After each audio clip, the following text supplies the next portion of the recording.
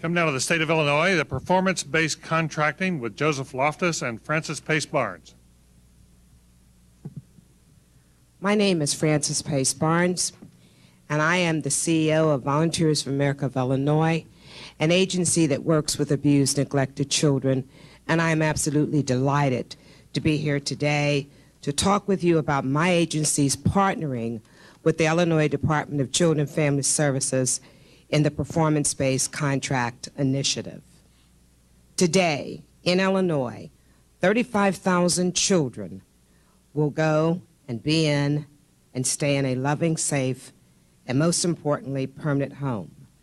This 35,000 children were adopted or returned to their parents over a 3-year period. 1998, 99, and 2000 as of June 30th. My state, Illinois, went from being 43rd in the nation in permanency to number 1. For the last 2 years, we have been recognized as the leading the nation in adoptions by the President's Adopt 2002 initiative. I had the pleasure to be one of 14 private agency executives that participated in negotiating the performance-based contract in Illinois. What brought me to the table? I came to the table because we were talking about living out the mission for children to find safe, loving, and permanent homes. What made me stay at the table? We talked about expected outcomes which were measurable, and we talked about accountability. And now Joe Loftus, former Executive Deputy Director, Illinois Department of Children and Family Services, will tell you a little bit about the dynamics and how this program came about. Performance-based contracting was not born out of a sense of rational planning, but rather it was initially an act of desperation. As a state, when I joined Director McDonald, coming over to take over an agency on the brink of federal receivership, we were regarded as the worst performing child welfare agency in the United States. We actually led the nation in terms of the number of children in foster care, and we had grown at an unbelievable rate from 1991 to 95. There were 380 articles that were negative about the department in the Tribune in a single year, to give you an understanding of the climate. And we were under a federal court order that posed the threat of receivership. The problem we confronted was that the system had grown very dramatically and had, as it grew, stopped performing. And there were sharp declines in adoption and reunification, at least measured by a percentage of children in care. And our first question, and we began very seriously looking at it very analytically at the situation. What were the problems in adoption? What were families like? What were their interests? What were their needs? Why were we failing in reunification? And we found basically that the analysis at the time that the courts were disinterested or that agencies were indifferent were really not the answer to the question. The question really was we hadn't created a system with the capabilities to achieve those results. So while we said courts were risk averse, no one noticed that courts had to pass on plans that allowed only $600 a kid for reunification, and we knew we had to make major investments. While we said kids weren't being adopted, no one noticed that there were very few in the way of adoptive staff in agencies, and only few were really technically skilled.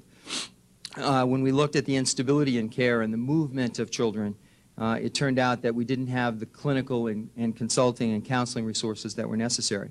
And so we had to confront the problem of creating those resources in the system and then creating expectations. The problem was that the system had grown so quickly that the legislature believed that if they were going to have a very poor functioning system, it would also be a cheap system. And somehow we had to configure a system that would make those major investments without cost. And we did that by reconsidering the nature of foster care from a flat fee-for-service payment into a notion of a dynamic payment. That is, agencies were compensated for a caseload, and it had expected inflow and outflow. And if the inflow was not matched by the outflow, their caseload grew. And if the inflow was exceeded by if the outflow exceeded the inflow, their caseload shrank. So we gave them incentives to lower their caseload, to get results, and put them at risk, really, for not performance. Now, we negotiated with a group of 15 people from the private sector in good faith, and set a challenge of a 300% increase in adoptions and results in our system, a challenge that we actually achieved. In the beginning, there were 8% of the children achieving permanency. This year, 33% of all children in care achieve permanency. In the beginning, 15% of children in Catholic Charities, the highest performing agency, now the lowest performing agency performs 10% higher than that rate. Our savings include $50 million reduction in the program costs in a single year, savings from a federal demonstration project, a $25 million bonus. In addition, because we cut down exits so dramatically from the system, savings in relation to the cost of specialized and other forms of care in the tune of about $25 million. Thank you. Thank you. Susan Hammer. I just quickly want to read two statements that in the report that bother me. If, however, the agency failed to perform up to expectations, if it moved fewer than 24 children into permanency, it would have to provide services to over 100 children without any additional funds. And sort of along the same line, if the child who moved to permanency was returned to the family, adopted, or moved to guardianship, is remanded to the department within 1 year, the department returns the child to the original contractor but provides no additional funding. I interpret both those as being punitive to the child, who, through no fault of his or her, may get lesser care because the agency who it's remanded to doesn't get any additional funds to address the school, the child. And I think that would be one way of reading it. The practical fact was that agencies that didn't perform either shrunk or went out of existence, and that the caseloads of agencies who performed have gone from 25 to 18 and now to 15. So it turned out that performance was so dynamic in the system once we resourced it properly that those issues really didn't come up. We have not had significant placement failures. We've had an extremely small failure rate in adoption, about 1.5% in adoption and guardianship. So those things didn't materialize. Now, one of the interesting aspects is that in a fee-for-service system, you don't have any control over outcomes or budget or expenditure. But by connecting input and output with those contracts, suddenly we did not need 300 of our foster. We went from being a supplier's market to a purchaser's one, and that permitted us to exact real dramatic leverage from private agencies. And I think you might want to talk about the private agency experience. What was very interesting that we started out and we thought 24% was a lot. And what we found out that first year, the average was 28%. We in the private sector were very willing to say, we can do it. And those who can't need to move off the scene, because this is about kids. And as Joseph said, people recognized, and they had a real incentive, that if they did not perform, they were going to put themselves out of business because they could not carry that additional load.